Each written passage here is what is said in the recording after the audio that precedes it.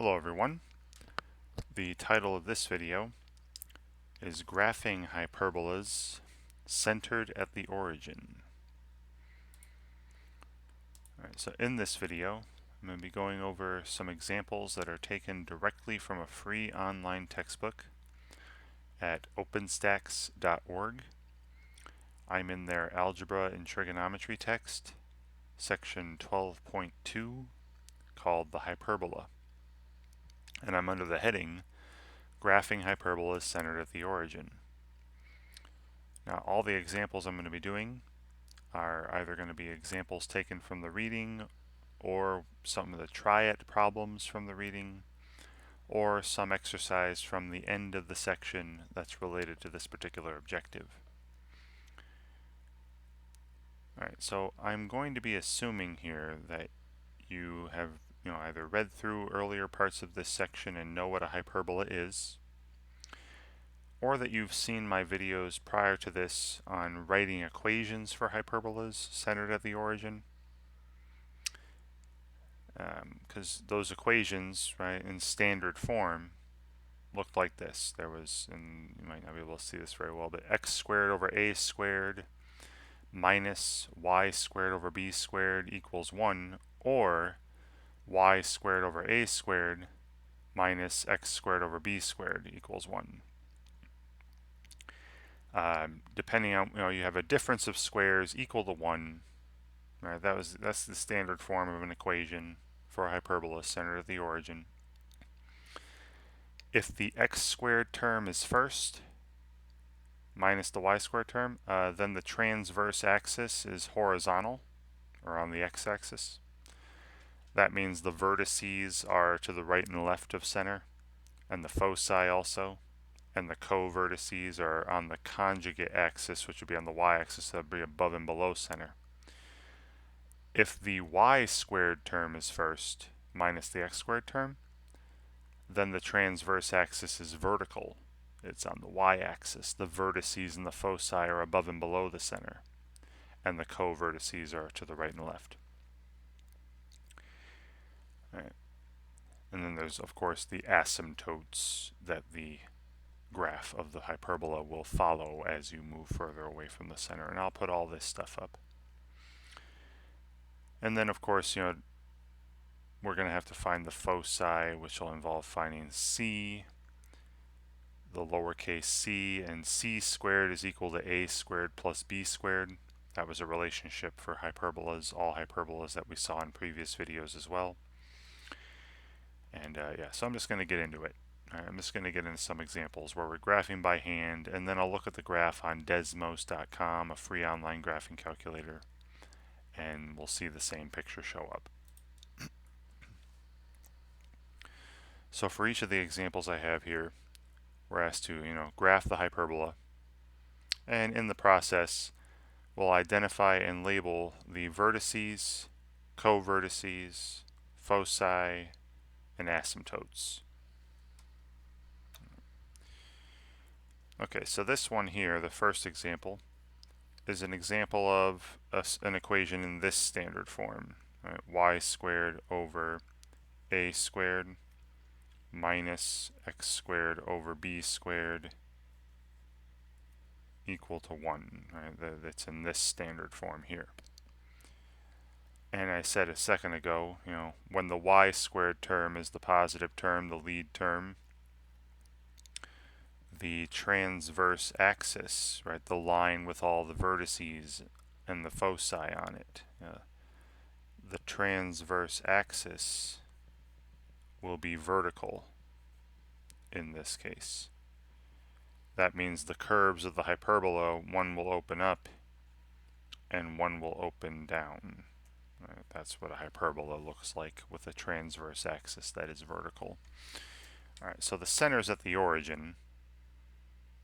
That's not a problem. I'm going to start drawing it over here.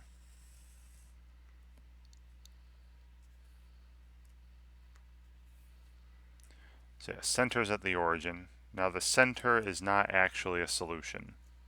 Right? The center is not satisfying this equation. If you replace x with 0 and y with 0, you'd have 0 minus 0 equals 1. That's false. Right? The center of a hyperbola is more of a guiding point than is not a solution. All right, now the value of a, right, we see that a squared is the denominator under the y squared term here. That's 64. So that tells me that a is 8. And remember, the distance from the center to a vertex, that was what a represents. So from this I can tell you what the vertices are. The vertices will be 8 units above and below the center, right? The transverse axis is vertical, so the vertices are going to be above and below the center. So 0, and then 1 with a positive, 1 with a negative, 0, 8, and 0, negative 8. Those are the vertices. So from the center, up 8 units. And I'll actually, oops, drop the marker there, sorry.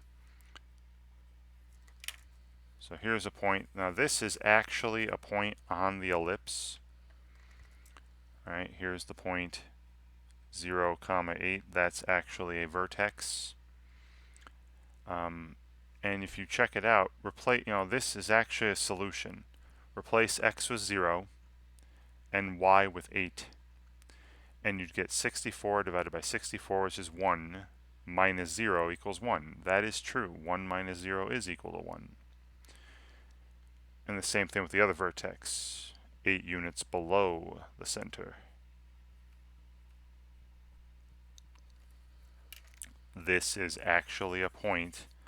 I keep saying ellipse. I mean hyperbola. Vertices of the hyperbola. These are points on the hyperbola. My apologies. But here's the point 0, negative 8. This is actually a point on the hyperbola. Right? This satisfies the equation for the hyperbola. If you replace x with 0 and y with negative 8, you'd have 1 minus 0 equals 1, which is true.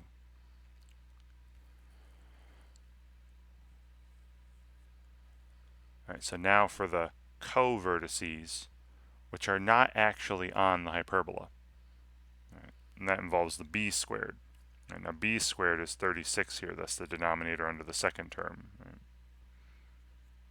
B squared is 36, meaning that b is 6, right? The square root of 36. So then I can tell you where those co-vertices are. Now if the vertices were on the transverse axis, right, the co-vertices are on what's called the conjugate axis, which is perpendicular to that. So plus or minus 6, 0, they're right and left of center, not above and below. So from the center, 6 units to the right. Again, this is a co-vertex. Now I'm just going to 6, 0. I'll put CV above that for co-vertex. That is not a solution. And if you check it out, right, plug in 6 for x and 0 for y. You'd have 0 minus 1 equals 1. That is false. These co-vertices are more guiding points than anything. You'll see what they're used for in a second. And then 6 units to the left.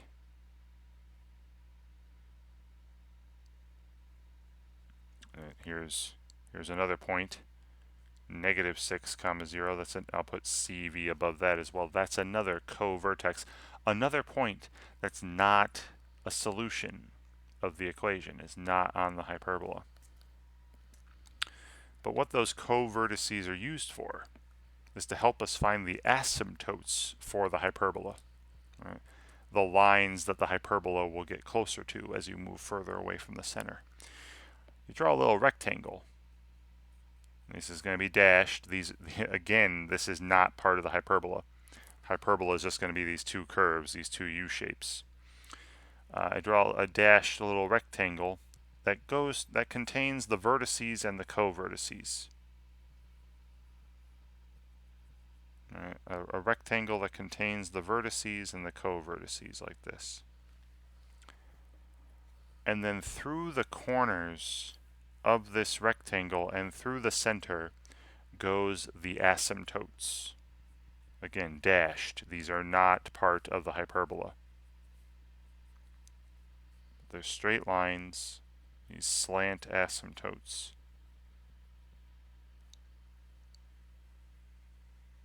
Right. And the equations, you'll have to find the equations for these asymptotes, and I'll label them here. Right?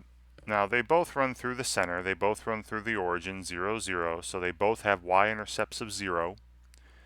So if I can very easily put them in slope-intercept form. This is y equals, this line here going up to the right. Y equals, now the slope would be a over b here, right? Because to get from the center to one of the corners, which are both points on the line, both points on the asymptote, I go up 8 and right 6. So rise is 8, run is 6, or a over b in this case. Now 8/6 reduces to 4/3. So that asymptote has an equation of y equals positive 4/3 x. And then the other asymptote just has the opposite slope, right? Because you go down 8, right 6. So this other asymptote has the equation y equals negative 4/3 times x. And there's your asymptotes labeled. And then once you have the asymptotes and the vertices, you should be able to make a rough sketch of the graph of the hyperbola, right? These two curves of the hyperbola. Just start from one of the vertices, and then using the rectangle and the asymptotes as a guide, just have it, have the curve, curve out toward the asymptotes, but not actually touching the asymptotes. Right, something like that. There are some points that should be solutions of this equation. And then down here, same thing. Start from the other vertex and draw something that approaches the asymptotes, but doesn't actually touch the asymptotes. And it should be symmetrical about the conjugate axis, right? If you reflect one curve over the x-axis, you'd get the other curve, right? So there we go. There's a picture of our hyperbola. All the points I just drew should satisfy this equation if you plug in their x value and y value. Okay. Now for the foci. Right? The only thing I haven't touched yet, right? We're asked to label the foci as well. Well, that'll involve finding the value called c. Right? And this is a relationship between c, a, and b that is true for all hyperbolas. C squared is equal to a squared plus b squared for all hyperbolas. So if you take that distance from the center to a vertex and square it, and then the distance from the center to a co-vertex and square it, add them up, you're going to get the distance from the center to a focus squared. Now a squared we said was 64, b squared is 36, so c squared is 100, meaning that c is 10. And I can tell you the foci now. Now remember, the foci are on the transverse axis. Okay, the foci are on the transverse axis. They're on that same line with the vertices. So if the vertices are on the y-axis, so are the foci. So from the center, from 0, 0, I go up 10 and down 10. So the foci are at 0, 10, and 0, negative 10. So back in my drawing, 9, 10, there's 0, 10, there's negative 10, and I'll put these in a different color. Right, so there's 0, 10, and here's another focus, 0, negative 10, and I'll even call them focus, focus up here, focus down here. Now, why do we find these? What's important about them? Well, in any hyperbola, right, for any hyperbola, if you take any point on the hyperbola, so this point here, or this point here, or this point here, or this point here, any point on any of these curves of the hyperbola, call it xy. Take the distance to one of these foci, call it, say, d1, that distance, and then the distance to the other focus, call it d2. If you take any point on the hyperbola, anywhere, the distance to one focus and the distance to the other focus, if you subtract those, d2 minus d1, or just take the absolute value, just make it positive, make sure it's a positive difference. The difference between those distances will always be 2a for any hyperbola. So in this case, a was 8, so this will always be 16. So on this particular hyperbola, if you take any point on this curve or any point on this curve, find the distance to 0, -10, and then find the distance to 0, 10, and subtract those distances, it will always give you 16, 2 times a. Right, that's why you find the foci, or the foci. Right, that's how a hyperbola is defined. It's defined by these foci. Right? Right. But the whole difference of the distances thing, I'm not going to have you really worry about right now. I just wanted to point that out. We're only asked to identify the vertices, covertices, foci, and asymptotes. And then just to make sure my drawing here is correct, I'm going to go to the Desmos site. There's a free online graphing calculator at desmos.com. And I'm going to enter the equation we were given. It's y squared divided by 64 minus x squared divided by 36 equals 1. And we're not seeing anything right now because the vertices are at 0, 8, and 0, -8. There they are. There's 0, 8, clearly a vertex. 0, -8, another vertex. The two closest points to the center. And here's here's the hyperbola. And that looks, it's not. I mean, it's not my drawing was by hand, so it doesn't look exactly like this. But it's a curve opening up and a curve opening down like this. And another thing I want to check is if the asymptotes are correct. If my asymptotes are correct, right? That means I made a good drawing. One of them was y equals 4/3 times x. The other one was y equals -4/3 times x. And I'm going to make these two the same color and dashed because they don't actually, belong to the hyperbola. They're not actually part of the graph. And it looks pretty good. What you should check is, you see how they both run through the center, and if you zoom out, you'll see the graph of the hyperbola will basically get closer and closer to becoming these two asymptotes. Right, if I zoom out here, you see how the purple curve basically blends with the two asymptotes. Now it doesn't actually touch them though, right? If you zoom in close enough, you'll see the purple curve, the hyperbola, doesn't actually touch the asymptotes, but it's like so close to becoming them that it looks like they're touching. Right? So that's good. Our asymptotes are good. The vertices are good. Our graph is correct. All right. Wonderful. And that's pretty much what I'm going to be doing for the entire video. So next example. Same instructions.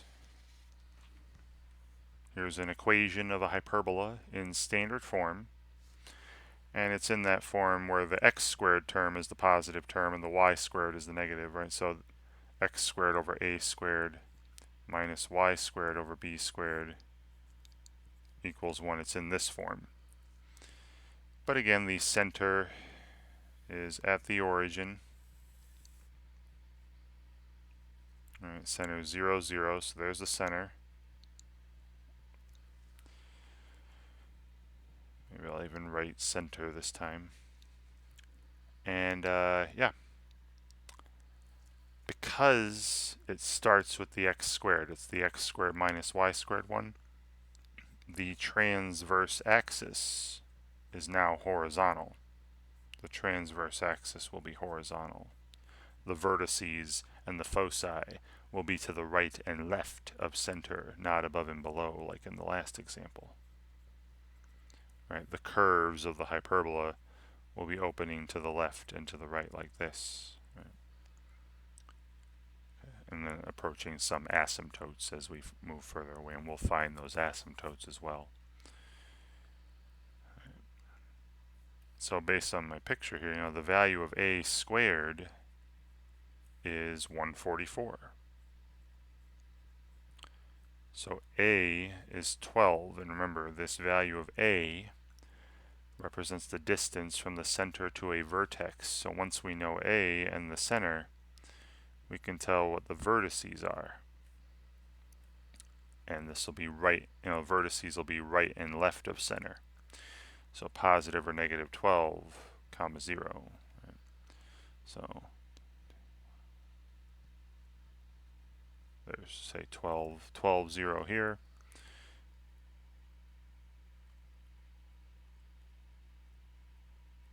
And this is pretty bad, but if you have graph paper, maybe write it on graph paper. But here's one vertex, here's another vertex, and these are actually points on the hyperbola.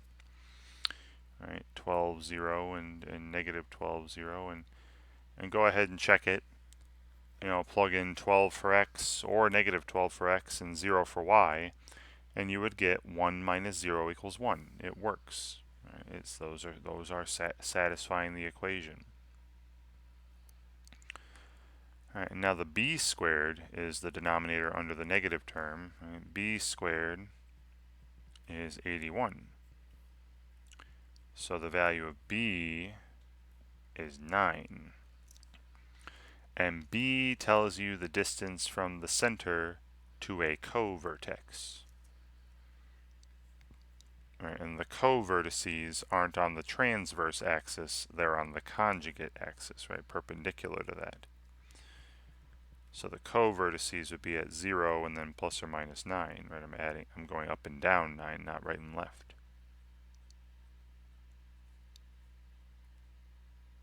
So there's 9 up, there's 9 down. Right?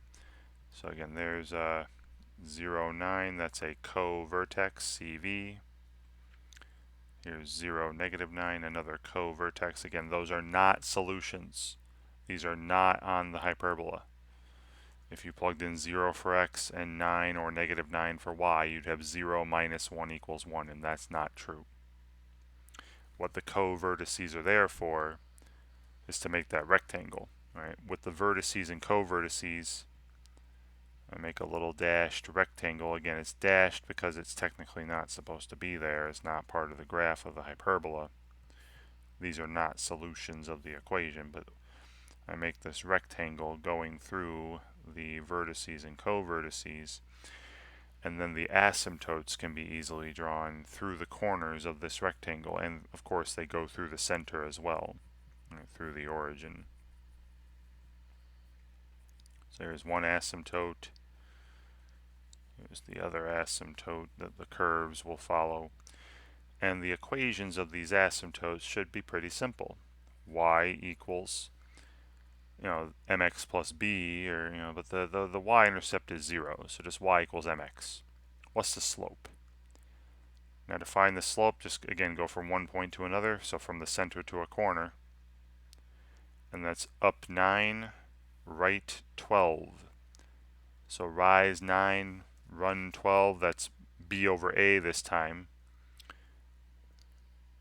but 9/12 reduces to 3/4. So the asymptote going up to the right has the equation y equals positive 3/4 x, and the one going down to the right has an equation y equals negative 3/4 x. Right? It's the same equation, just with the opposite slope. And now that I have the vertices and the asymptotes in, I can make a rough sketch of the hyperbola. Right, just from the vertex, draw these curves that curve toward the asymptotes, but not actually touching them. So there's one branch of the hyperbola, and then here's the other branch on the other side. And try to make it look symmetrical. This isn't great, but should be symmetrical about the conjugate axis.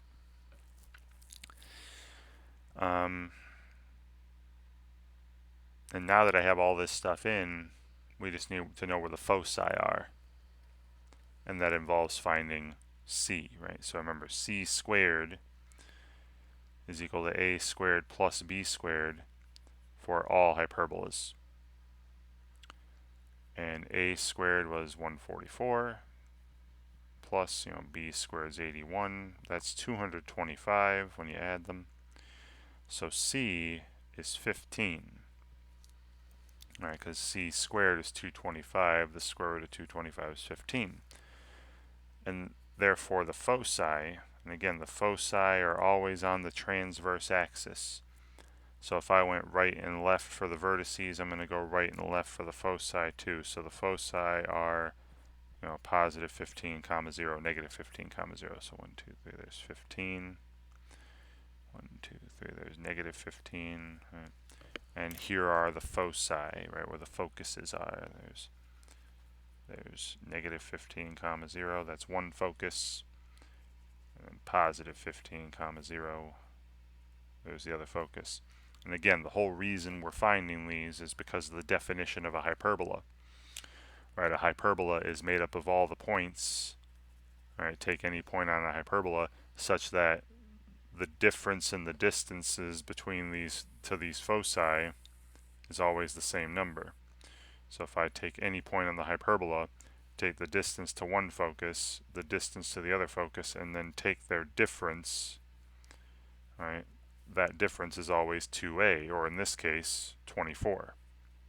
Right, a was 12. So no matter what point you found on this graph, take the distance to negative 15, 0, take the distance to 15, 0, subtract those distances, and you will always get 24. All right, and that's it. Again, I graphed it, labeled the vertices, co-vertices, foci, and asymptotes, where we got the equations of the asymptotes, and it's great. And let me just test it out. Let me just make sure that that's correct, what I've done. So going back to the Desmos site, I'm going to enter the equation we were given. X squared divided by 144 minus y squared divided by 81 equals 1. And look, the vertices clearly at negative 12, 0, and 12, 0, like I stated. And just make sure those asymptotes are good. And again, the curves are opening left and right. The transverse axis is horizontal. Right.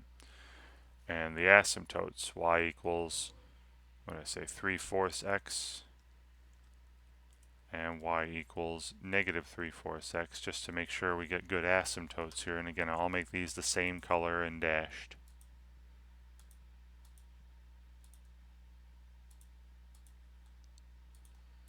And looks pretty good to me. Right, if I zoom out, the hyperbola will look like it's basically becoming the asymptotes. Right, now again, they don't actually touch the asymptotes. They're just so close that it looks like they're touching. Right, so those asymptotes look like they're good, and that means my graph was good. Right, the asymptotes are correct. Everything's correct. The vertices are correct. Great. All right, so I'm gonna do this again, but this time I probably won't go to Desmos. Maybe I will. We'll see how I feel after I'm done with it. Alright, so there's another one where again the equation is given to us in that standard form, one of the standard forms already. And it's going to be the one where the transverse axis is horizontal. Right, because the x squared term is first. So the vertices and the foci will be right and left of center, and the co-vertices will be above and below. Right? The conjugate axis will be vertical, the transverse axis is horizontal.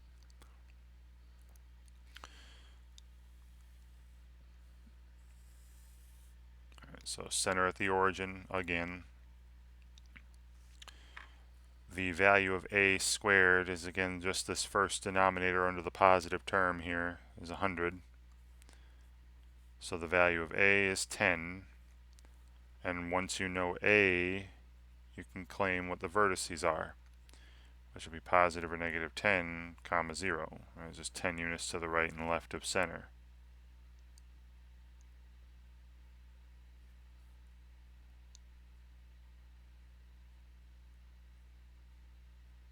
And again, this probably isn't going to be the greatest looking thing. But here's a vertex. There's a vertex, right? 10, 0, negative 10, 0. And again, those are solutions of the equation. Those are actually on the hyperbola.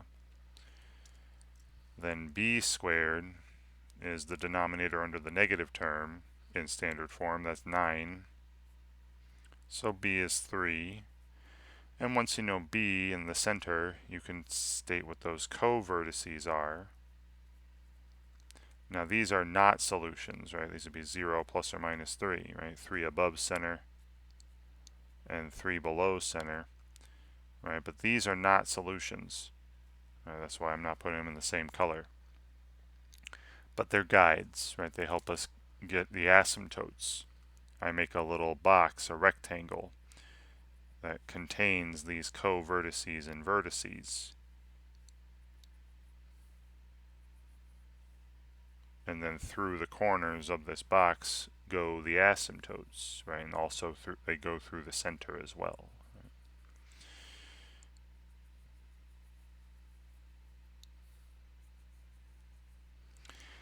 And the equations of these asymptotes, the one going up to the right has a positive slope. And again, just from the center to one of the corners, that's up 3, right 10. So the slope is 3/10. Y equals 3/10 x. And the other one would be y equals negative 3/10 x, right? It just has the opposite slope. So the asymptotes are now labeled. Now I have the vertices, I have the asymptotes. I can make a rough sketch of the hyperbola, which would be this curve here, again approaching the asymptotes, and this curve here. Try to have it approach the asymptotes, right? There you go. Those are the two curves, the two branches of my hyperbola. And now for the foci, right, c squared is a squared plus b squared for all hyperbolas, which in this case would be 100 plus 9. So c squared is 109, meaning that c is the square root of 109. And then the foci would be at plus or minus square root of 109, comma 0. Now the square root of 109 is between 10 and 11. So say here is the square root of 109 there between 10 and 11, and between negative 10 and negative 11 would be negative square root of 109. And there's where the foci are. Alright, there's a focus here and a focus here. Alright, and remember the reason we find the foci, the special thing about the foci, is if you were to take any point on either of these curves, if you take any point on the hyperbola, take the distance to one focus, the distance to the other focus, and subtract them, find their difference, it will always be 20. In this case, 2 times a. But I leave that to you to test out. Okay. I'm also going to leave it to you to do the Desmos for this one if you want to do the graphing calculator junk. Just, enter this, enter y equals 3/10 x, negative 3/10 x, and see that the asymptotes work out. Okay. Now, next example. Now, so far, each equation we've been given has been in standard form. This equation is not in standard form. But it's very easy to put it in standard form, and I'll show you.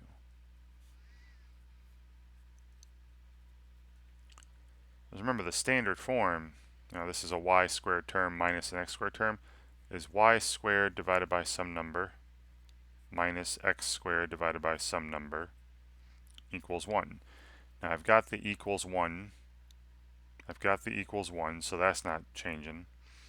It's the terms with the squares, right? You know, in standard form, this is 1y squared divided by some number minus 1y x squared divided by some number, not 9y squared minus 4x squared, you know. But that's easy to fix. Just remember that multiplying and dividing are reciprocal operations.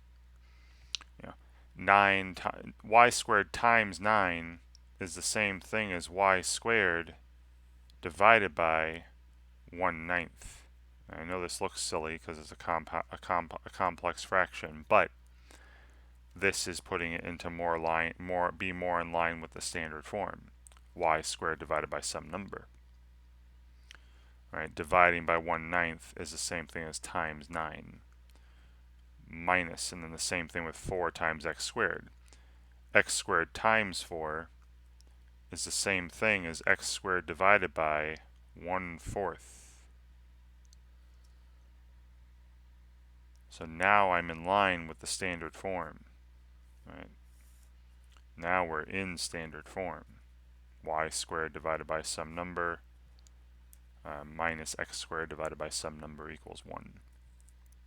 And since it's in that form where y squared is being subtracted, you know, subtracting x squared, y squared is the lead term, the transverse axis will be vertical. The hyperbola will look like this. Right? The curves are opening up and down. The vertices and the foci are above and below the center. All right. So once again, the center is at the origin. A squared here is 1/9. So that means A is 1/3. So the vertices, which again are going to be above and below the center, are going to be at 0, and then 1 with a plus, 1 with a minus, 0 1/3, 0 negative 1/3. Alright, so let's say this is 1 here, and 1/3 will be about here. Alright, so 0 1/3, and then let's go, here's negative 1, and then negative 1/3 is right here. So 0 1/3, there's a vertex. 0 negative 1/3, there's another vertex. And again, these are solutions of the equation we were given. Go back to the original equation even. Plug in 0 for x and 1/3 or negative 1/3 for y, and you'd get 1 minus 0 equals 1, which is true.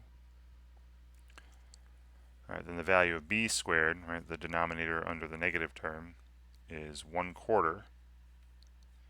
So b is 1/2. And then that takes me to the co-vertices. Right. Now the vertices were above and below. They're on the transverse axis. Co-vertices will be right and left of center on the conjugate axis. So I'm going to say here's 1, here's negative 1. So half a unit to the right, half a unit to the left. There's the co-vertices. Again, those are not solutions. Those are not points on the hyperbola. And then through the co-vertices and vertices, I make this rectangle. Right?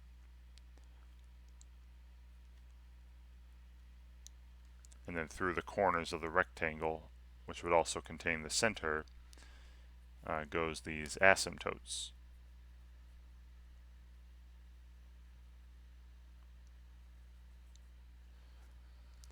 Now the slopes of these asymptotes are 2/3 and negative 2/3, right? I'll say slopes of asymptotes. Slopes are, you know, the rise is 1/3, the run is a half, right? But remember, 1/3 divided by a half is the same thing as 1/3 times 2, or 2/3. And it would be plus or minus this, right? Plus or minus this. One with positive 2/3, one with negative 2/3. So this equation here is y equals positive 2/3 times x, because again the y-intercept is 0, it's going through the origin. And the other one's just y equals negative 2/3 times x. Easy. And then now that I have the asymptotes and the vertices, I can make a rough sketch of the graph. There's the upper curve, and here's the lower curve. again, trying to have those approach the asymptotes. There's your hyperbola, those two curves. But we're also asked to identify the foci. So c squared equals a squared plus b squared. So 1/9 plus 1/4. Remember, I gotta get a common denominator when you add fractions. Now this would be 4 over 36 plus 9 over 36. That's 13/36. 13/36. So c would be the square root of this. So it should be the square root of 13 divided by 6, right? The square root of 36 is 6. Just make sure the dividing sign is outside the square root. So the foci, again, on the same line as the vertices, would be above and below the center, 0 plus or minus the square root of 13 divided by 6, which is less than 1. Right, so let's say right here, say that's the square root of 13 divided by 6. Let's say here's negative square root of 13 divided by 6, and that's where the foci will be.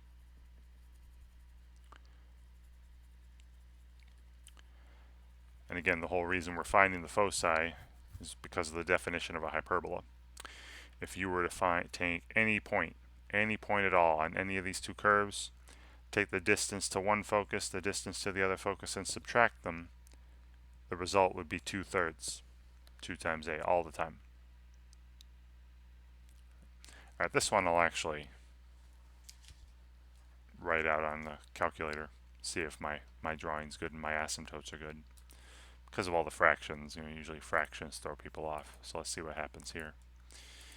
Alright, so the equation we were given was 9y squared minus 4x squared equals 1. Alright, I'm zoomed out quite a bit. Alright, there you can see more curviness there. Right, it's definitely a hyperbola. Right. And you see there's 0 1/3, right? 0.33333. It's just they're rounding it to 4 decimal places. There's 0 1/3 for a vertex. And here's 0 negative 1/3, right? Negative 0.3333 for the other vertex. Those are the vertices I said that it would have, 0 1/3 and 0 negative 1/3. And then I'll put the asymptotes in.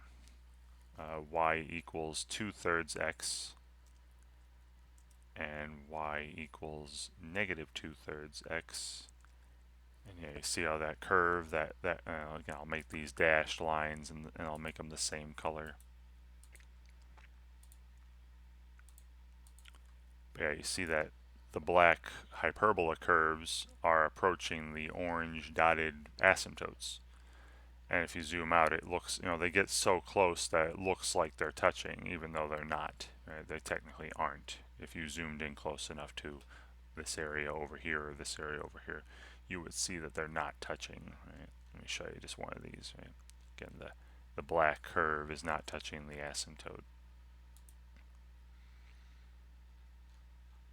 Okay, so it looks like we did a good job there. My graph is good. My asymptotes are correct. My vertices are correct. Great. Alright, so I got just a couple more of these. So the rest of them I'll leave to you to check in Desmos. So example 5, back to an equation that is in standard form.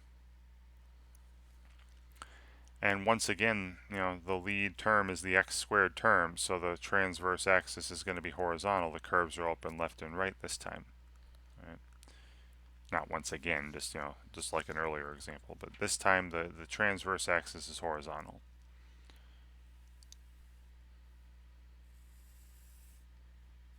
So center at the origin. The a squared, again, is the denominator under the positive term. The first term there, that's 64. So a is 8. And I can tell you the vertices then will be at plus or minus 8, comma 0. So 8, 0, and negative 8, 0 are actually points on the hyperbola. These are solutions of the equation. Alright, then the other denominator, b squared, is 4. So b is 2. So that takes me to co-vertices. 0 plus or minus 2, right? These would be above and below the center if the vertices were to the right and left. So it's co-vertex, co-vertex. Now those aren't solutions, right? They do not satisfy the equation. They just help me make this rectangle with the vertices and co-vertices on it. And then through the corners go the asymptotes.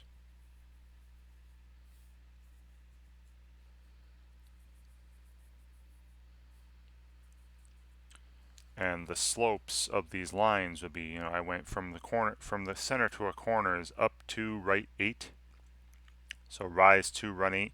The slope would be 2/8, but that reduces to 1/4. So this equation is y equals 1/4 times x, and the other one's y equals negative 1/4 times x. Right? There's the equations of the asymptotes.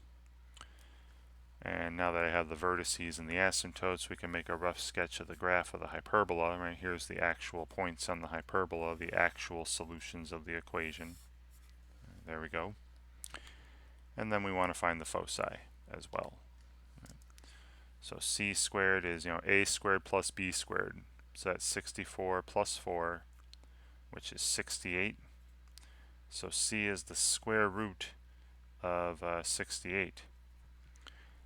But that's 4 times 17. So this is 2 times the square root of 17. Right. So the foci are at, again, they're on the same line as the vertices, so they're right and left of center. So plus or minus 2 root 17, comma 0. Now this would be between 8 and 9 units, right? The square root of 64. So here's 8, 9. There's negative 8, negative 9. So square root of 68 is in here, 2 root 17. And then negative 2 root 17 between negative 8 and negative 9. And that's where the foci are. There's one focus. There's the other focus. And again, the reason they're there is based on the definition of a hyperbola. If you were to take any point on the one curve or the other curve, the left curve or the right curve, take any point at all, take the distance to one focus, the distance to the other focus, and take their difference, the difference in those distances, it will always give you the number 16, right? Whatever 2 times a is. Great, and again, I'll leave it to you to check all this stuff in Desmos or whatever graphing calculator you want to use.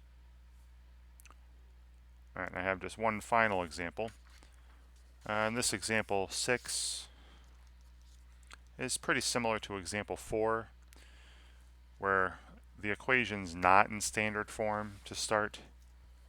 Remember, the standard form has, a square divided by a number minus a square divided by a number equals 1.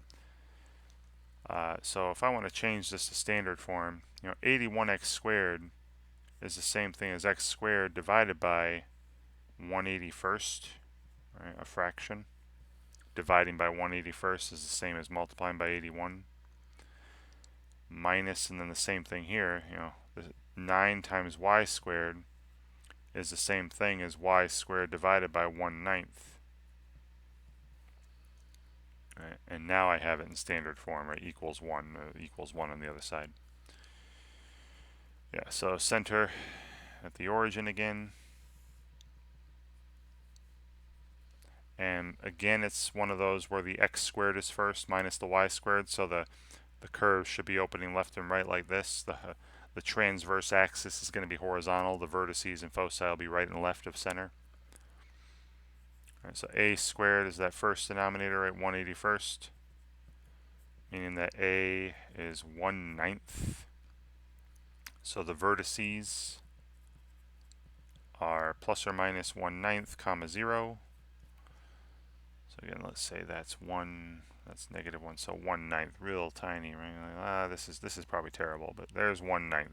I know it's not probably to scale, but, and then here's negative 1/9, right? There are the vertices. 1/9, 0, negative 1/9, 0. And again, you can check that those are also solutions of the equation. Right, if you plug in 1/9 for x and 0 for y, or negative 1/9 for x and 0 for y, the original equation will be true. All right, then b squared is 1/9 meaning that b is 1/3. So the co-vertices, again, these co-vertices are not solutions to the hyperbola equation. We'll be at 0 plus or minus 1/3. So if that's one, let's just say that's here 1/3 and negative 1/3. Right? So there's a co-vertex, not solutions though. Just use those as guides, to make this rectangle that contains the vertices and co-vertices. And then through the center, through the corners, are the asymptotes.